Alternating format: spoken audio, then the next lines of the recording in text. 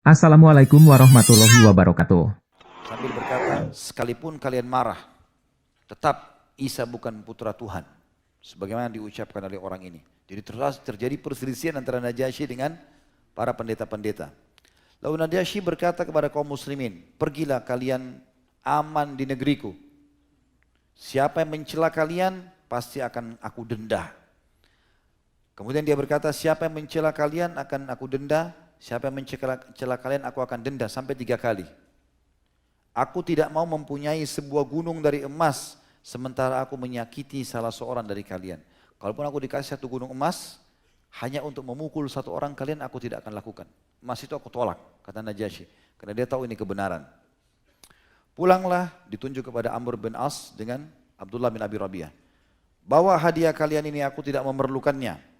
Demi Allah, dia Allah tidak memungut uang pelicin dariku manakala dia mengembalikan kerajaanku kepadaku sehingga aku mengambil uang pelicin ini dalam hal ini dan dia tidak menjadikan manusia taat padaku sehingga aku mentaati manusia dalam hal ini. Artinya, bawa hadiah kalian, aku saja waktu jadi raja, aku tidak pernah bayar apa-apa kepada orang-orang. Allah yang mendatangkannya.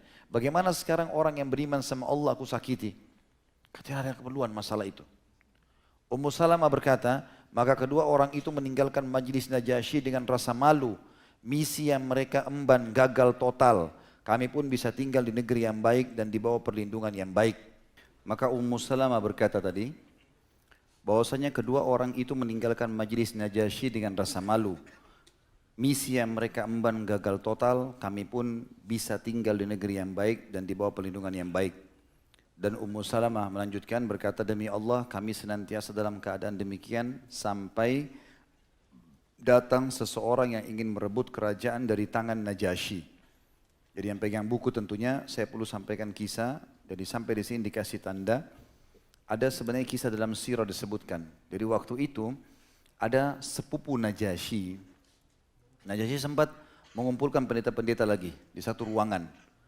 Lalu Najasyi menyuruh pasukannya menutup pintu. Prajurit-prajuritnya. Di belakang semua pendeta ada satu orang prajurit yang memegang pedang. Kemudian Najasyi mengatakan, ada apa dengan kalian? Lalu mereka mengatakan, kami melihat kamu mengubah agamanya Isa. Kata Najasyi, kan sudah jelas-jelas. Yang disampaikan adalah benar. Kenapa kalian tolak? Kalian tahu ini adalah zaman Nabi. Kalian tahu akan keluar Nabi. Dan kalian harusnya mengikuti ajaran Isa. Terjadilah perdebatan di antara mereka, ternyata para uskup ini tidak mau. Najasyi pun kembali, jadi sebelum Najasyi kumpul di situ, setelah bubar awalnya uskup, Najasyi mendatangi Ja'far dan mengatakan, bagaimana caranya saya bisa masuk ke agamamu? Ja'far mengajarkan 2 kalimat syahadat kepada Najasyi, tapi bukan di depan uskup, masuk Islam sendiri. Setelah itu dia pun mengumpulkan uskup tadi. Lalu Najasyi waktu mau kumpul, dia memasukkan Al-Quran, lembaran Al-Quran di dadahnya. Pada saat itu, Najasyi berkata, ada apa dengan kalian? Mereka bilang, kau mengubah ajarannya Isa. Isa adalah putra Tuhan. Tidak boleh kita ubah itu. Lalu kata Najasyi, waktu lihat pemberontakan mereka mau lakukan, kan? Karena Najasyi menyuruh, siapapun yang mengatakan selain perkataan yang saya ucapkan, kalau Isa bukan anak Tuhan, maka akan dibunuh. Rupanya mereka bergerak semua berdiri dari meja pada saat itu, kemudian mereka mau lari. Tapi prajurit Najasyi sudah henuskan pedang. Najasyi lihat mereka serius nih. Artinya mereka tidak mau tidak mau masuk Islam, tidak mau meninggalkan keyakinan mereka. Maka Najasyi pun mengatakan duduklah, duduk mereka kembali. Apa yang kalian katakan tentang Isa? Mereka bilang kami katakan Isa anak Tuhan. Lalu Najasyi pegang dadahnya. Maksudnya Al-Quran yang ada dalam dadahnya. Ada kertas, ada lembaran kulit tadi. Dia mengatakan, saya pun dalam keyakinan ini. Maksudnya adalah keyakinan Al-Quran. Rupanya sebagian pendeta faham, oh berarti Najasyi enggak berubah. Najasyi tetap yakini itu. Maka mereka pun tenang. Tapi di antara pendeta yang hadir, ada satu orang itu sepupunya Najasyi. Memang sudah lama dia menganggap Najasyi saingan politiknya. Waktu bubar dari ruangan tersebut dan pendeta-pendeta semua yakin bahwasanya ini tidak ada masalah. Karena Najasyi tidak meninggalkan ajaran yang dulu mereka pegangi. Ternyata sepupunya ini mengatakan tidak, Najasyi berbohong. Dia terus memotivasi prajurit-prajurit pasukan perang segala macam sampai terjadi pemberontakan. Ya, memberontaklah sepupunya ini melawan Najasyi. Dan ini yang dikatakan dalam lanjutan riwayatnya. Kata Ummu Salamah, demi Allah kami tidak mengetahui sebuah kesedihan yang lebih berat daripada kesedihan yang menimpa kami saat itu. Kami khawatir pemberontak-pemberontak itu akan berkuasa dengan menyingkirkan Najasyi, sehingga yang akan berkuasa adalah orang yang tidak mengetahui hak kami sebagaimana Najasyi mengetahuinya. Jadi waktu itu memang pemberontak-pemberontak ini nanti khawatir kalau Najasyi kalah perang, pastilah otomatis mereka diusir dari Ethiopia dan tidak ada lagi tempat untuk tinggal. Terakhir riwayatnya adalah Ummu Salamah berkata, Najasyi pun berangkat dengan pasukannya, di antara dia dengan musuhnya terbentang sungai Nil. Maka para sahabat Rasulullah SAW berkata, waktu itu Najasyi menyuruh, ini sungai Nil, kalian menyeberanglah, dibawa pakai kapal. Orang Islam ditaruh di sana. Kalau saya kalah, kalian menyarikan diri ke Jazirah Arab. Kalau saya menang, kalian kembali masuk. Seperti itulah. Maka berperanglah mereka, tapi tidak kelihatan karena sungai Nil jauh sekali. Para sahabat pun berkata, siapa di antara kita yang akan hadir melihat pertempuran mereka, lalu membawa berita kepada kami? Maka Zubair bin Awam, dan ini sudah pernah saya ceritakan khusus penutupan hadits ini, riwayat ini tentang kisah Zubair bin Awam, mengatakan aku yang akan pergi. Maka mereka pun mereka berkata tepat sekali, engkau yang pergi, karena Zubair orangnya pemberani. Zubair pun orang yang paling muda usianya di antara mereka. Lalu orang-orang meniupkan sebuah kantong air dan mengikatnya di dadahnya.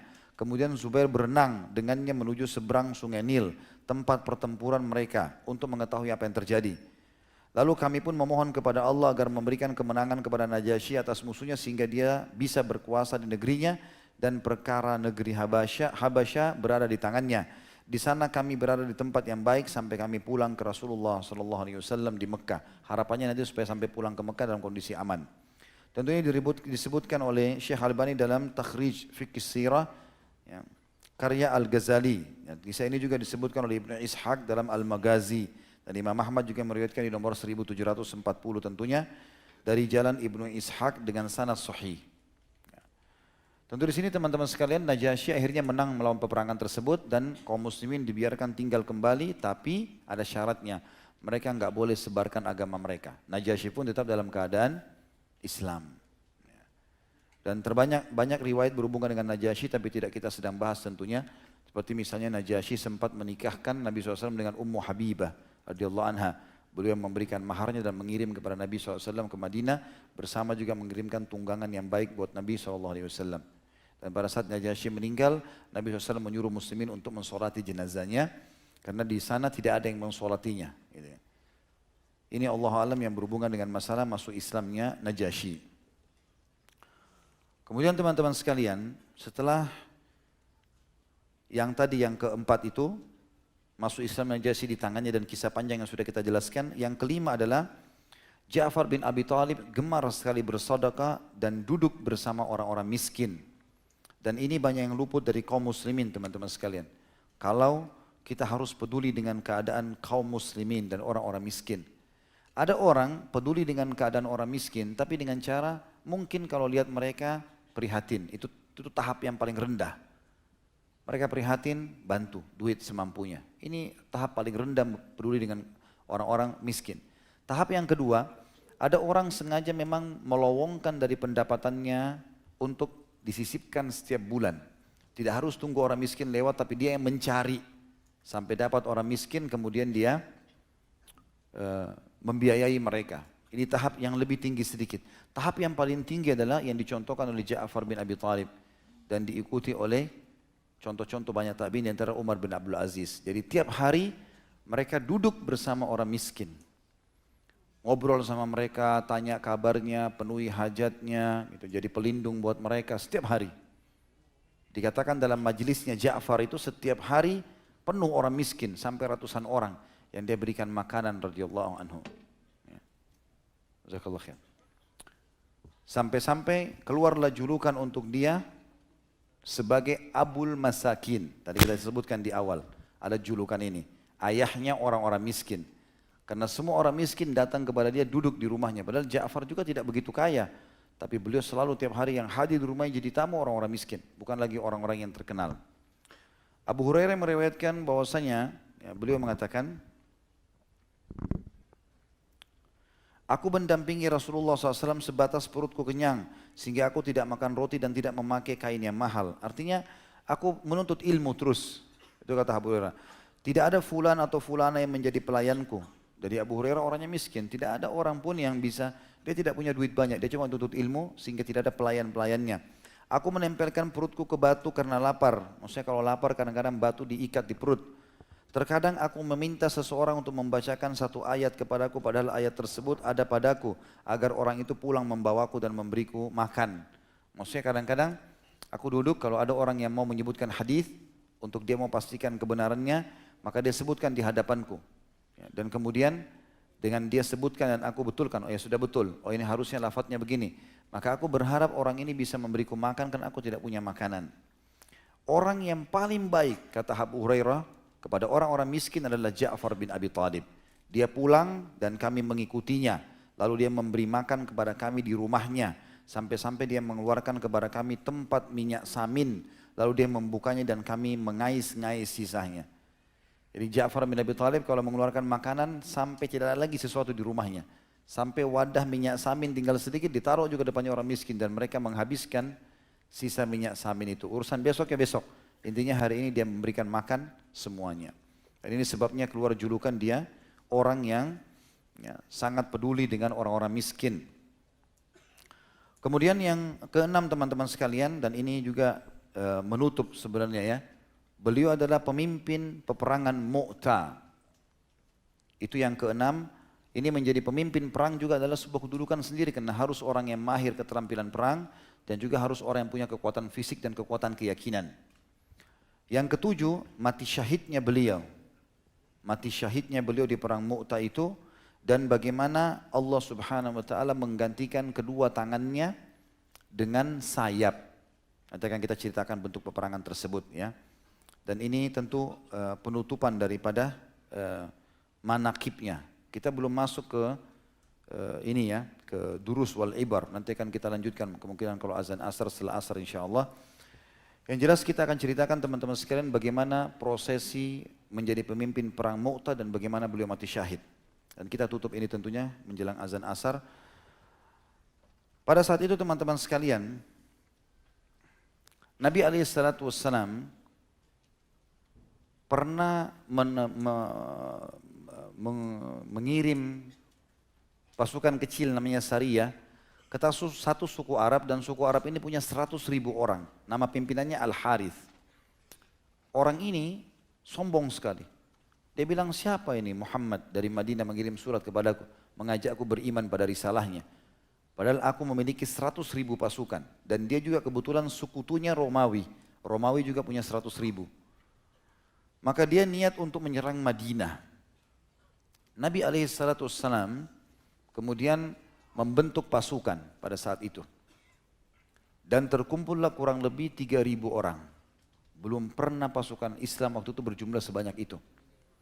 Lalu Nabi SAW bersabda, waktu itu sudah dikumpulin, Nabi tunjuk pemimpinnya. Kata beliau, dan ini tentu disebutkan dalam riwayat-riwayat yang sahih.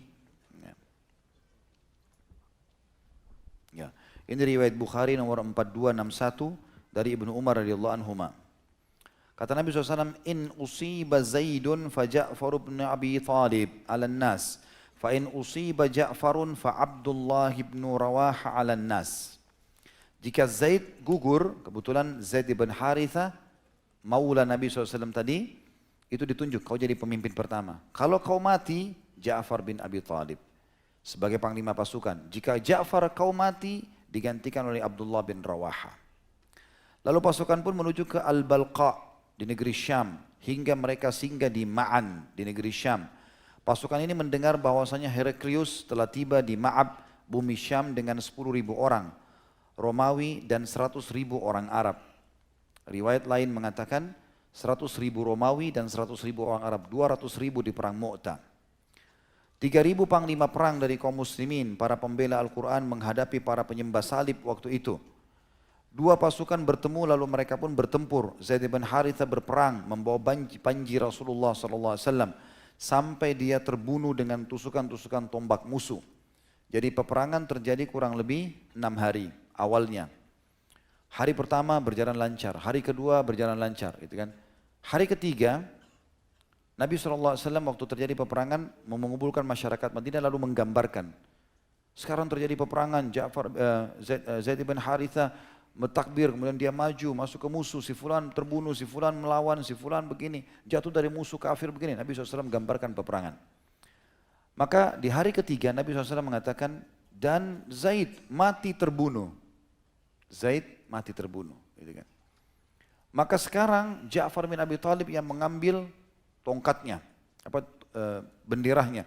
Karena panglima perang waktu itu teman-teman harus punya kekuatan fisik yang luar biasa karena di tangan kanan atau tangan kiri harus pegang bendera, yang satunya harus pegang pedang. Dan ini bendera tidak boleh bendera kecil, harus yang besar. Ya, terkadang harus dijepit dengan paha yang tertempel dengan tulang rusuk kuda, kemudian dipegang juga dengan tangan supaya kuat. Atau kadang-kadang diikat di perut kuda dan dipegang dengan tangan. Dan ini sangat berat, dua tangan pun sebenarnya berat, apalagi kalau satu tangan. Begitu Zaid mati radhiyallahu anhu mati syahid, maka kata Nabi SAW, Ja'far bin Abi Thalib datang, lalu dia pun memegang bendera. Lalu Ja'far pun masuk, menerobos musuh-musuh, sampai akhirnya tiba di malam hari. Turunlah Ja'far, istirahat. Besok paginya, ya, hari kelima, Ja'far pun akhirnya jalan. Masuk lagi ke musuh, terus saja. Ya, Ja'far menembus musuh sampai musuh mengoroyokinya. Dikeroyokilah Ja'far sampai kata Nabi SAW tidak bisa lagi bergerak. Ja'far di atas kuda, musuh desak. 200.000 melawan 3.000. Ya. Kalau 200.000 lawan 20.000 muslimin, 20.000 10%. Ini 3.000. Cuma sekian persennya saja, 1,5% saja. Gitu kan. Ja'far lalu turun dari kuda abu-abunya, lalu dia menyembelihnya. Karena tidak bisa bergerak, maka Ja'far pun membunuh kudanya. Tidak bisa lagi bergerak. Kalau kuda nggak dibunuh, maka dia akan menendang mujahidin yang lain. Waktu kuda itu mati, orang-orang akhirnya terbuka jalan. Ja'far pun masuk, menyerang musuh. Sampai akhirnya Ja'far mengucapkan kalimat pada saat itu. Aduhai surga, betapa dekatnya ia, sangat baik dan minumannya sangat dingin. Romawi adalah minuman keras, siksa mereka telah dekat. Orang-orang kafir yang nasabnya jauh, jika aku bertemu dengan mereka maka aku akan menebas mereka. Ibnu Hisham juga berkata, seseorang dari kalangan ahli ilmu yang aku percaya menyampaikan kepadaku bahwa Ja'far memegang panji dengan tangan kanannya, lalu tangan itu terpotong, maka dia pun memegangnya dengan tangan kirinya, pedangnya dilepas, pegang bendera. Lalu tangan kirinya juga dipotong, lalu dia merangkul panji dengan kedua bahunya, sampai dia gugur dalam usia 33 tahun. Maka Allah pun membalasnya dengan 2 sayap di surga. Di sana dia terbang sesukanya. Dalam riwayat Abdullah bin Umar juga dikatakan dalam perang Mu'tah, dan ini namanya perang Mu'tah di wilayah negeri Syam, Rasulullah SAW mengangkat Zaid bin Harithah sebagai panglima. Beliau bersabda, jika Zaid gugur maka Ja'far, jika Ja'far gugur maka Abdullah bin Rawaha. Abdullah berkata, aku ikut dalam perang ini. Kami mencari-cari Ja'far bin Abi Thalib, lalu kami menemukannya di antara orang-orang yang gugur. Kami melihatnya terluka, ya, sebanyak 90 lebih tusukan, ya, baik itu tombak maupun anak panah. Hadis ini riwayat Imam Bukhari. Nabi SAW pada saat itu, waktu Ja'far sudah meninggal dunia, lalu mengatakan Abdullah ibn Rawaha akan maju untuk mengambil bendera. Tapi dia pun sempat ragu dan itu sudah tiba di hari ke-6. Ya, sudah tiba di hari ke-6. Ya. Maka pada saat itu pun Abdullah sempat ragu sejenak, lalu dia juga melantunkan syair mengatakan, apa yang membuatmu ragu hai Abdullah? Bukankah kedua sahabatmu sudah menyusul ke surga? Majulah. Maka dia pun maju. Abdullah bin Rawaha terus memegang bendera melawan musuh dengan kuat biasanya. Dan saking luar biasanya dari pagi sampai malam muslimin terus berperang. Ya, dan pada saat itu mereka tidak punya makanan karena tidak sempat istirahat. Kata keluarganya Abdullah, saya pun membawa sepotong daging di kantong saya sementara lagi jihad. Dan saya melemparkan kepada Abdullah. Lalu Abdullah pun memegangnya dan dia sempat menggigitnya sedikit, lalu dia berkata pada dirinya, kata kerabatnya ini, saya mendengar Abdullah berkata, wahai Abdullah, kalau kau masih nikmati daging ini berarti kau masih menikmati duniamu, maka majulah. Dia pun melempar daging tersebut sampai akhirnya Abdullah pun terbunuh mati syahid. Kata para sahabat, waktu itu kami tidak pernah melihat kekalahan seperti itu. Waktu tiga-tiganya sudah kalah, Bendera jatuh, Rasulullah SAW tidak tunjuk pemimpin yang keempat. Gak ada pemimpin yang keempat. Siapa yang mimpin nih? Kocar kacir semuanya. Musuh pada mengucapkan yel-yel mereka. Semua muslimin terkocar kacir pada saat itu. Maka pada saat itu ada seseorang lagi, subhanallah saya tidak teringat namanya sekarang, tapi di kajian sirah saya sebutkan itu. Dia lalu mengambil bendera. Dengan beraninya dia mengambil bendera, dan pada saat itu peperangan baru pertama kali dihadiri oleh Khalid bin Walid. Maka dia pun mengambil bendera pada saat itu, kemudian dia pun melemparkan kepada Khalid. Lalu kata Khalid, engkau lebih senior dalam Islam. Kata dia, demi Allah saya tidak ambil bendera kecuali untuk kau hai Khalid. Maka Khalid pun bertakbir, kemudian mengoyang-goyangkan bendera, karena bendera kalau jatuh berarti pasukan kalah. Sambil bertakbir dan orang sekitarnya bertakbir, maka pasukan kembali kumpul lagi. Dan pada saat itu sudah menjelang maghrib. Pasukan musuh bubar, muslimin juga sudah mulai istirahat. Khalid bin Walid waktu malam itu tidak istirahat. Dia mengatur strategi yang luar biasa. Waktu itu yang terbunuh dari muslimin masih baru belasan orang, padahal sudah 6 hari peperangan. Dari orang kafir sudah terbunuh ribuan orang. Dengan semangat yang besar, Khalid bin Walid mengatakan malam ini kita tidak ada istirahat. Salat malam, ibadah kepada Allah SWT, baca Quran, kejar surga. Kemudian semua ganti baju. Semua pasukan ganti baju, karena sudah banyak darah, kotoran, segala macam. Ada baju cadangan, semua rata-rata bawa baju cadangan. Ya. Maka ganti semua baju kalian. Kemudian diganti oleh Khalid bin Walid. Waktu pertama Zaid bin Harithah mengatur pasukan 5 bagian. 1 di depan, 3 di tengah, kiri kanan sama tengah, 1 di belakang. Khalid bin Walid sekarang mengatur strategi. Musuh tahu siapa umat Islam di bagian depan. Mungkin kalau contoh permainan pertandingan bola misalnya.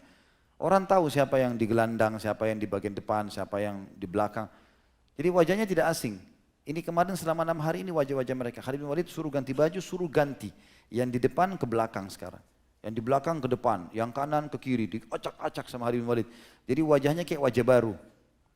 Dari sekian ribu orang ini, oleh Khalid bin Walid dikeluarkan 1000 orang kurang lebih. Kalau saya tidak salah 1000 orang, lalu dipecah menjadi 50 orang.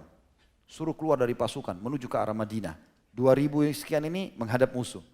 Besok pagi, habis sholat subuh, selama 6 hari pasukan Islam menyerang. Habis subuh menyerang. Gitu kan. Orang-orang kafir pikir waktu itu pun hari ke-7 ini akan diserang habis subuh. Ternyata tidak, tunggu sampai duha. Sengaja Khalid bin Walid membuat pasukan dilihat oleh musuh. Waktu musuh lihat wajah-wajah mereka semuanya wajah baru. Jangan sampai ini pasukan baru dari Madinah gitu. Ya. Maka mereka pun heran melihat kejadian tersebut. Lalu Khalid bin Walid bertakbir, suruh takbir semuanya. Kata Khalid bin Walid kepada 50 orang, 1000 orang yang pisah, 50 orang ini berpisah, 50 orang di arah sana, 50 orang di sebelahnya. Yang penting satu sama lain sudah saling lihat, tapi jaraknya lumayan jauh. 50 terus. Jadi ada 20 ya. 20 pasukan kecil. Semuanya disuruh oleh Khalid bin Walid patahkan pelapa-pelapa kurma. Ambil pelapa kurma, kemudian kalau takbir terdengar di pasukan, barisan pertama sisi kiri jalan. Sambil takbir pelapa kurmanya diseretkan di padang pasir supaya debunya berterbangan. Maka pada saat itu Khalid bin Walid sengaja musuh lihat dulu, ini kok wajahnya orang-orang baru, bajunya baru. Kemarin aja 6 hari melawan 3.000, 200.000 nggak bisa menang. Ini orang baru datang, bagaimana kita bisa kalahin nih? Umat Islam kuat sekali. 3.000 lawan 200.000 nggak bisa mati kecuali belasan orang gitu. Maka dengan lihat wajah baru mereka tambah takut. Berarti ini pasukan baru. Tambah lagi begitu Khalid takbir, 50 orang dari sana datang. Debu semuanya. Gitu. Sampai mendekati musuh, debunya masih ada. Begitu debunya reda sedikit, ya, pasukan ini kalau tiba dia harus takbir. Allahu Akbar. Takbir ini didengar oleh yang kedua, 50 datang lagi, debu lagi. Begitu terus sampai 20 ini datang. Padahal ini pasukan ini juga gitu. Orang-orang kafir tuh lihat ini bantuan dari Madinah. Kemarin 3.000 saja nggak bisa kalah. Ini non-stop datang 20 lagi bantuan sekian banyak gitu. Karena debu mereka tidak tahu. Maka gara-gara itu musuh lari mundur. Khalid bin Walid pun mengatakan serang sekarang, diserang. Maka ada beberapa korban, mereka pun akhirnya banyak sekali yang jatuh. Ada mereka buat parit itu diisi dengan api, maka mereka banyak yang jatuh di parit itu sendiri. Pada saat mereka sudah mundur, Khalid bin Walid pun menarik pasukan kembali. Lalu kembali ke Madinah tentunya. Lalu kembali ke Madinah. Tapi saksi bahasan kita, matinya Ja'far radhiyallahu anhu pada saat itu. Dan insya Allah setelah asar nanti kita akan bacakan bagaimana prosesi digantinya tangan Ja'far oleh Allah Subhanahu wa taala dengan sayap. Subhanakallahumma bihamdika, asyhadu an la ilaha illa anta astaghfiruka wa atubu ilaik. Wassalamualaikum warahmatullahi wabarakatuh. Assalamualaikum warahmatullahi wabarakatuh. Alhamdulillah wassalatu wassalamu ala Rasulillah. Pada saat Ja'far bin Abi Talib radhiyallahu anhu terbunuh dan begitu pula dengan dua temannya Zaid bin Harithah dan Abdullah bin Rawaha, banyak riwayat yang dinukil dari Nabi SAW. Di antaranya adalah hadis yang sahih diriwayatkan oleh Tabarani dalam kitab Al-Kabir dan juga Al-Hakim menyebutkan dengan sanad yang sahih dalam kitab Mustadraknya. Ibnu Abbas radhiyallahu anhu menuturkan Rasulullah SAW bersabda, "Dakhaltul jannatal barihata fanadhartu fiha fa idza Ja'farun yatiru ma'al malaikah wa idza Hamzatu muttaki'un ala saririhi." Tadi malam dalam mimpi aku masuk ke dalam surga, kata Nabi SAW. Ini pada saat malam atau hari meninggalnya Ja'far radhiyallahu anhu. Aku melihat di sana ada Ja'far sedang terbang bersama para malaikat. Aku juga diperlihatkan Hamzah sedang bersandar di atas dipannya. Jadi hadis ini menjelaskan kepada kita tentang jaminan masuk surganya Ja'far radhiyallahu anhu dan bagaimana beliau terbang bersama malaikat di surga. Dalam riwayat Ibnu Umar yang lainnya radhiyallahu anhu, pada saat dia mengucapkan salam kepada Ja'far, anaknya Ja'far, dia berkata, "Assalamu alaika, keselamatan bagimu, wahai anak pemilik dua sayap." Hadis ini riwayat Bukhari nomor 3709. Ibnu Katsir juga meriwayatkan dua sayap itu sebagai ganti dari Allah atas terputusnya dua tangannya dalam perang Mu'tah. Disebutkan dalam Bidayah wan Nihayah karya Ibnu Katsir di jilid 3 halaman 256. Juga riwayat lain diriwayatkan Tirmidzi dan Al-Hakim dalam Sahihul Jami' nomor 3459, maksudnya At-Tirmidzi meriwayatkan ini.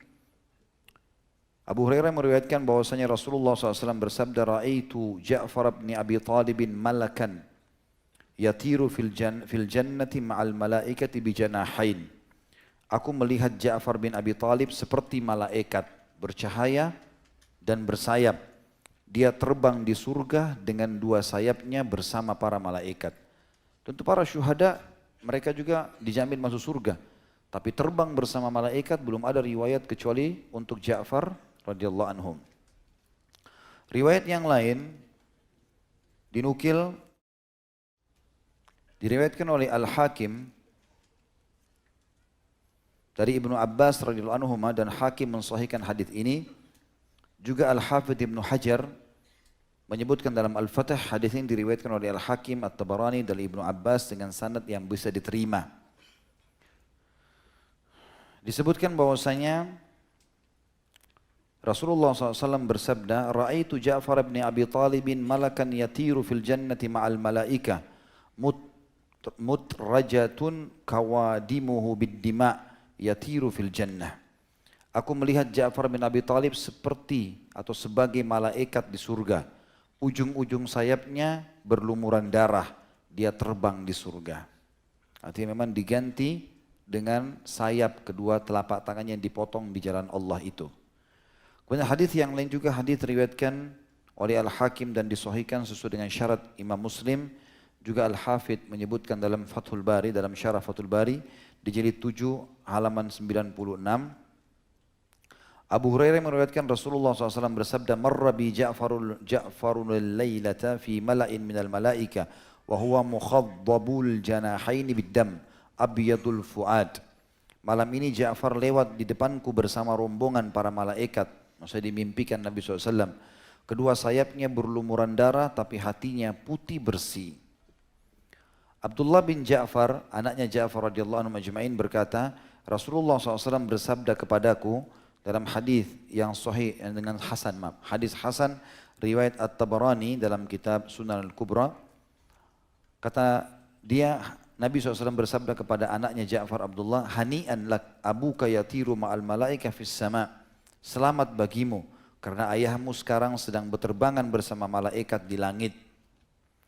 Riwayat yang lain juga dari Ibnu Abbas radhiyallahu anhu secara marfu dinukil, dan ini disebutkan juga oleh Hafidz Ibnu Hajar dalam syarah Sahih Bukhari kitab Fathul Bari di jilid 7 halaman 96 dengan sanad yang jayyid atau bisa diterima.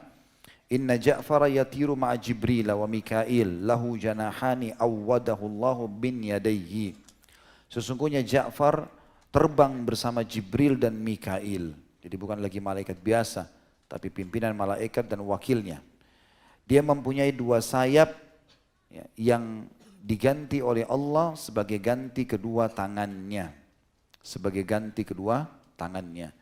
Dan ini tentu keutamaan yang dimiliki oleh Ja'far radhiyallahu anhu yang luar biasa. Bagaimana Allah subhanahu wa ta'ala memuliakan dia dengan kejadian tersebut. Dan pada saat hari kematiannya juga, Nabi SAW pergi menemui istrinya Asma binti Umais dan menyampaikan berita syahidnya suaminya. Sebuah pemandangan yang tentu membuat hati menangis karena Ja'far sangat dicintai oleh istri dan anak-anaknya. Lalu Asma binti Umais menceritakan, ia berkata, ketika Ja'far dan rekan-rekannya gugur, Rasulullah SAW datang kepadaku sementara aku sudah menyamak sebanyak 40 man. Dan yang dimaksud dengan man di sini adalah, ini istilah dari mana atau man atau mana adalah ukuran kuno digunakan sebagai takaran atau timbangan. Saat itu ukuran adalah 2 ril Baghdadi, 1 ril Baghdadi sama dengan 12 ukiah, 1 ukiah kurang lebih 127 gram. Nah ini cukup banyak dia menyamak, ya, menyiapkan hasil atau yang akan didagangkan. Aku telah menyiapkan adonanku dan telah memandikan anak-anakku, membersihkan mereka dan meminyaki rambut mereka. Maka Rasulullah SAW bersabda kepadaku, bawalah anak-anak Ja'far kepadaku. Maka aku membawa mereka kepada beliau. Beliau pun menciumi mereka sambil menangis. Maka aku berkata, wahai Rasulullah, ayah dan ibuku sebagai tebusannya, apa yang membuat anda menangis? Apakah ada berita tentang Ja'far dan rekan-rekannya telah sampai kepada anda? Ada berita enggak sampai? Nabi SAW menjawab, benar, mereka gugur pada hari ini. Asma pun berkata, maka aku berdiri berteriak dan kaum wanita berkumpul kepadaku dan Rasulullah SAW pulang kepada keluarganya lalu bersabda, la tughfalu ala Ja'farin min an tasna'u lahum ta'ama fa innahum qad syugilu bi amri sahibihim. Jangan kalian melalaikan keluarganya Ja'far, buatkanlah makanan untuk mereka karena mereka disibukkan oleh kematian pemimpin mereka. Dan di sini keluarlah juga hukum tentang masalah takziah, di mana kita yang sedang datang dianjurkan untuk membawakan makanan untuk keluarga yang sedang bersedih. Dan sudah sering kita ucapkan masalah ini, kalau takziah itu adalah meringankan kesedihan keluarga mayit dan bukan untuk si mayitnya. Makanya kita membawa makanan, kita mendoakan mereka, menyabarkan mereka, itu yang disunnahkan oleh Nabi alaihissalatu wassalam. Hasan ibn Thabit radhiyallahu anhu, penyair Nabi SAW, mengenang para syuhada Mu'tah. Dan dia menyebutkan syair-syairnya. Dia mengatakan, aku melihat orang-orang mukmin terpilih melangkah ke depan. Kumpulan prajurit, sedangkan aku tertinggal bersama yang tertinggal. Semoga Allah tidak menjauhkan orang-orang yang gugur silih berganti di perang Mu'tah, di antara mereka Ja'far pemilik 2 sayap. Zaid dan Abdullah ketika mereka gugur satu demi satu seluruhnya, sementara sebab-sebab kematian terus mengintai. Kami melihat kesetiaan pada diri Ja'far kepada Muhammad SAW dan ketaatan yang kokoh manakala dia diperintahkan olehnya. Keluarga Hashim senantiasa menjadi pilar-pilar kemuliaan bagi Islam yang tidak lekang dan sebagai kebanggaan maksudnya. Tentu ini adalah akhir daripada kisah matinya Ja'far radhiyallahu anhu dan ini akhir manakibnya.